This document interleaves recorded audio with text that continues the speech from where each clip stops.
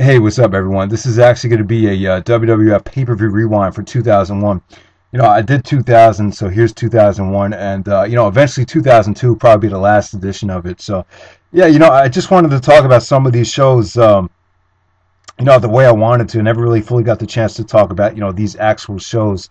And as far as 2001 goes, I would say this is, in my opinion, this is probably their best year in terms of if you're looking for a combination of great storylines, great pay-per-views, and great, match of the year candidates. I really think the year had it all. And I'm one of the guys, like I said plenty of times, I actually love the invasion angle. I love Austin's heel turn. I pretty much loved everything about this year. I just thought it was, probably 2002 is my favorite year, but, 2001 is probably right next to it. So the first pay-per-view of the year, obviously you had the Royal Rumble from 2001. This was a great Royal Rumble show. I would go so far as to say this probably is the best Royal Rumble show from top to bottom because, you had a pretty good undercard, a pretty good, title match, and then the Royal Rumble match when Austin won the Rumble. I think this is probably one of the top 5 Rumbles ever. So obviously, you had Jericho versus Benoit for the Intercontinental title, the ladder match. I've said it plenty of times. I think from a technical standpoint, this is probably the greatest ladder match that the company's ever put on. You got Benoit and Jericho out there. This is pretty much the culmination of their feud. And, it wasn't just a spot fest. I thought they told a really great story. Good psychology with Benoit going after Jericho's arm and, some brutal stuff. When we look back to this match, you got to question some of the bumps that Benoit took. Benoit suffered a lot of concussions in his career, and he actually did the tope onto the outside of Jericho, and in midair, Jericho hit him with the chair shot right to the face, unprotected chair shot. That was just brutal. I mean, and then on top of that, he took a flying headbutt off the top of the ladder, landed right on his head. Jericho did the walls of Jericho to Benoit on top of the ladder. Very innovative stuff. A great crowd. Everything about this match was great. In my opinion, this is the greatest ladder match of all time. I just think it holds up very well. In my opinion, I think it's kind of underappreciated. I don't think it gets the love and appreciation that it deserves. So if you haven't seen it yet, definitely check it out. I think it's on the ladder match DVD. All right, so next up we have the WWF title match. Kurt Angle was the champion at the time, and he took on Triple H. Now, Angle and Triple H, they had that great feud in 2000 over Stephanie. By this point, the feud really died down. This is pretty much just about Triple H wanting a title shot before WrestleMania. And, I would say this is probably their best match. When we think about Angle and Triple H, none of their matches really stand out. But out of all of them, I would say this is probably the best one because they were both healthy at the time. It was for the title. And, Angle really started to come into his own. He pulled off the running arm drag from the top rope. First time he ever did that. First time I think Angle ever hit the moonsault clean without hurting anyone. And, it was good. The one thing that took away from the match was the cat fight between Trish and Stephanie. Otherwise, this could have been really, really good. Austin actually came out and costed Triple H the match. As you know, Stone Cold and Triple H were in the midst of a feud, so they were screwing each other out of the title constantly. So it's pretty much what it was. Now, let me say this about Kurt Angle. I think in retrospect, it was a mistake to give Angle the belt this soon because obviously Angle was just a transitional champion. I think for Kurt Angle's first title reign, I thought he should have had, a really long title reign and really build him up, kind of like a Brock Lesnar. The way they build it up, Brock, have him go over guys clean, have him just look like a dominant, athletic champion that cannot be beat. And, in retrospect, Angle was just the guy, he was just the guy that gave back the title to The Rock, so Rock and Austin could have their match at WrestleMania. And I think that's a shame. So yeah, I'll talk more about that a little bit later. But as far as the actual Royal Rumble match, great stuff. This is a great Royal Rumble. I love the way they booked it. Stone Cold Steve Austin, won the Rumble. And, Triple H actually attacked him. He got all bloodied up. But, the way he won it, he looked like Austin had to go through hell to get the job done. So I thought it was great. Kane had an amazing Rumble. He eliminated like 11 or 12 guys, and, he looked dominant. They did the thing with Drew Carey. So you had some comedy in there. And, you had some good exchanges between Rock and Austin at the end of the Rumble. So, yeah, just a fantastic show. I really love this Royal Rumble. So, yeah, definitely check it out. All right, next up we have No Way Out of 2001, and this is probably one of the best, major pay-per-views that the WWF ever put on. Probably in the top 10. definitely, this show definitely, delivered. Considering this is right before WrestleMania 17. All right, you had Jericho, X-Pac, Chris Benoit, Eddie Guerrero. These four guys, you have four hungry guys out there for the IC title. They didn't get a lot of time, but for the amount of time, this was nonstop action. They looked hungry. It was crisp. It was athletic. Jericho was awesome. He did the 3 walls of Jerichos in a row. That came out pretty cool. Benoit started to get that babyface reaction, even though he was a heel. So yeah, just a really awesome match. One of the most slept-on matches in the history of the company. It doesn't get a lot of praise, this match. I don't know. It's kind of like a forgotten classic. Next up, we have Stone Cold Steve Austin versus Triple H, 3 Stages of Hell. This is, the culmination of their feud. And, just great stuff. Just brutal. Just a brutal feud. And this match, these two guys just really, brought it. This is truly one of the last great Triple H matches. This is when he was on top of his game, like I've said. Triple H was just the man at the time. I think if Triple H kept going at this pace, I think you could definitely argue him as being, the greatest in-ring performer of all time. But yeah, Austin showed great intensity here. First fall was a singles match, second fall was a street fight, third fall was a cage match. I thought this was a great way to set up the Stone Cold Steve Austin heel turn, because Triple H actually went over.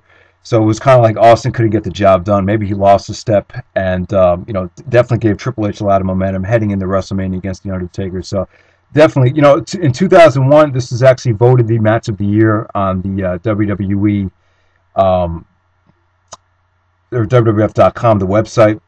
They did their top 10 matches of 2001 on WWF XS, if some of you guys might remember that. But in my opinion, it doesn't quite hold up. I think at that time, people were so blown away by the brutality of the match that, even in PWI magazine, this is voted the best match of the half year. But I think in retrospect, I just think there was better matches from 2001. I think Rock versus Austin from WrestleMania is without a doubt the best match of 2001. But definitely, it's still a classic, and it definitely holds up today.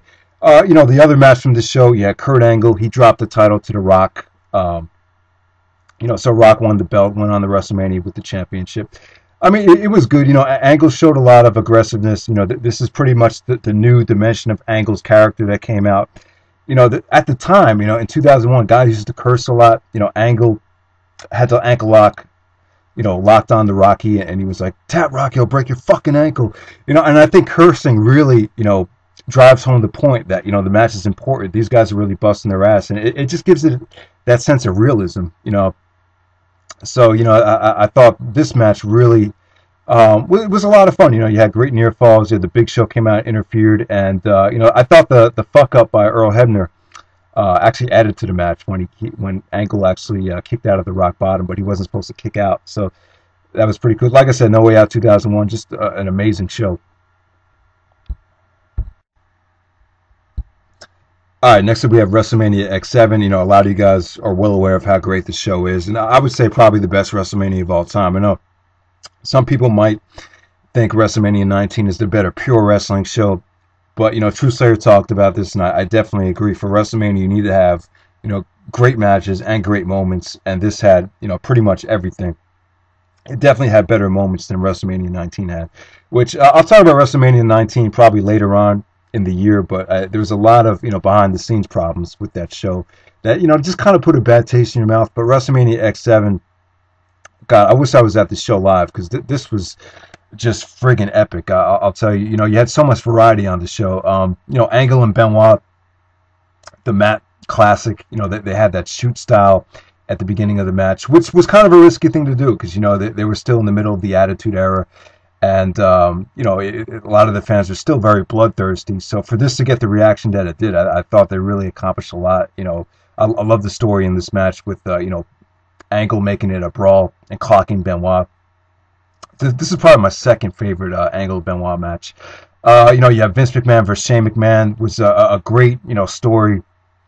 Linda McMahon coming out of her sedated state was a great moment. Trish turning on Stephanie in that match was pretty cool. And Shane, Shane McMahon is one of my favorite, non-wrestlers ever. I just think every time, especially in 2001, he just had some classic matches, and this is definitely one of them.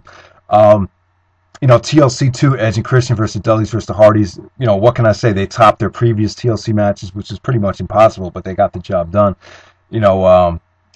Probably the most memorable moment on the show from a spot standpoint was Edge spearing Jeff Hardy up the top of the ladder, and Rhino, Lita, and Spike Dudley's interference, I thought, added to the match. It made it, a little bit different than their other TLC matches. Triple H versus Undertaker. In some ways, I still think this is their best match to date. Because it was so original and pretty innovative without, trying too hard and going over the top with a whole bunch of near falls.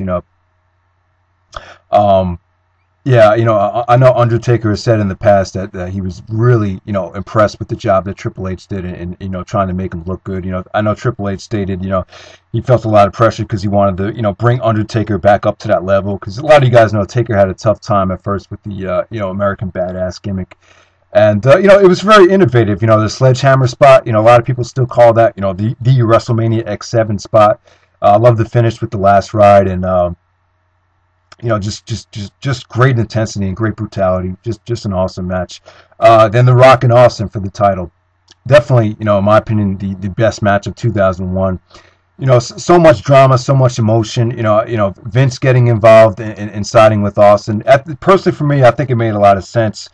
I really just love the intensity in this match. Austin, so much emotion. You could just feel it in this match. I mean, Austin really convinced you, that he wanted to win this match more than anything in the world. And I just thought the way it played out made a lot of sense, because if you think about it, The Rock is the guy that really took Austin's spot. And Austin now desperately, trying to do anything he could to get his spot back. I just thought it made for an amazing story and an amazing ending.